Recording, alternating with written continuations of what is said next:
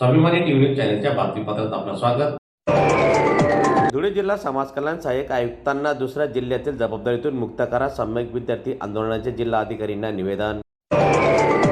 धुळे जिल्हा समाज कल्याण विभागाच्या सहाय्यक आयुक्तांना दुसऱ्या जिल्ह्याची देण्यात आलेली अतिरिक्त जबाबदारीतून मुक्त करावे अशी मागणी सम्यक विद्यार्थी आंदोलनाच्या वतीने करण्यात आली आहे। याबाबत संबंधित प्रशासनाला निवेदन सादर करण्यात आले।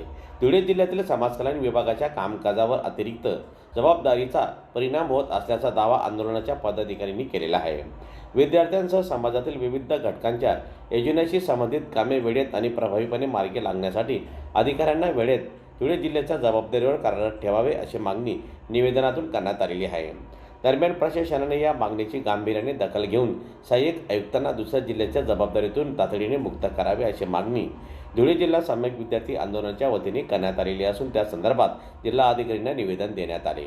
आज सम्यक विद्यार्थी आंदोलनामार्फत जिल्हाधिकाऱ्यांना निवेदन देण्यात आलं। धुळे येथील सांगितलं आलं की नंदुरबारमध्ये जे जिल्हा समाज कल्याण सहाय्यक आयुक्त आहेत सुंदरसिंग वसावे त्यांनाच ॲडिशनलचा धुळे जिल्हा समाज कल्याण सहाय्यक आयुक्त म्हणून दिलेला आहे। तर त्यांच्याकडनं तात्काळ ते पदभार काढून घेण्यात यावं, कारण त्यांच्या नंदुरबार सांभाळला जात नाही। नंदुरबारमध्ये ऑलरेडी त्यांनी समाज कल्याणच्या विद्यार्थिनींवर जीव घेणं हल्ला झाला, त्यांना आत्महत्या करण्याचा प्रयत्न केला। त्याच्यानंतर यात शहादा येथेच विद्यार्थ्यांना विषबाधा झाली, म्हणजे त्यांना त्यांचा जिल्हा सांभाळला जात नाही आणि त्यांच्याकडे ॲडिशनल पदभार हा धुळे जिल्ह्याचा दिलेला आहे, म्हणून त्यांच्याकडून तो तात्काळ काढून घेण्यात यावा।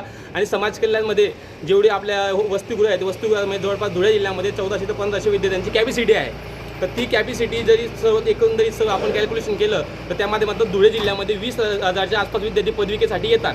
तर 20,000 विद्यार्थी पदविकेसाठी येत असल्यामुळे स्वादाने आधारसारख्या योजना आहेत आणि दीनदयालसारख्या योजना आहेत, याच्यामार्फत त्यांना स्कॉलरशिप भेटत असतो। तो स्कॉलरशिप हा 20 म्हणजे जवळपास 20,000 विद्यार्थ्यांना तो काही वर्षानुसार 1 वर्ष 2 वर्षानंतर येत असतो आणि त्यांच्या वडिलांनी सावकाराकडनं कर्ज घेतलेलं असतं। ते सावकाराचं कर्ज फेडण्यात त्यांचा 1-2 वर्ष जातो। म्हणून आमची सरकारला विनंती आहे की जे स्वाधारचं आधारचं आणि दीनदयालची जी स्कॉलरशिप आहे ती स्कॉलरशिप जर विद्यार्थ्यांना तुम्ही 1-2 वर्ष नंतर टाकत असणार तर व्याजासहित टाका, कारण त्यांना सावकाराचं कर्ज भरावं त्यांच्या वडिलांना, नाहीतर मग वेळेवर द्या।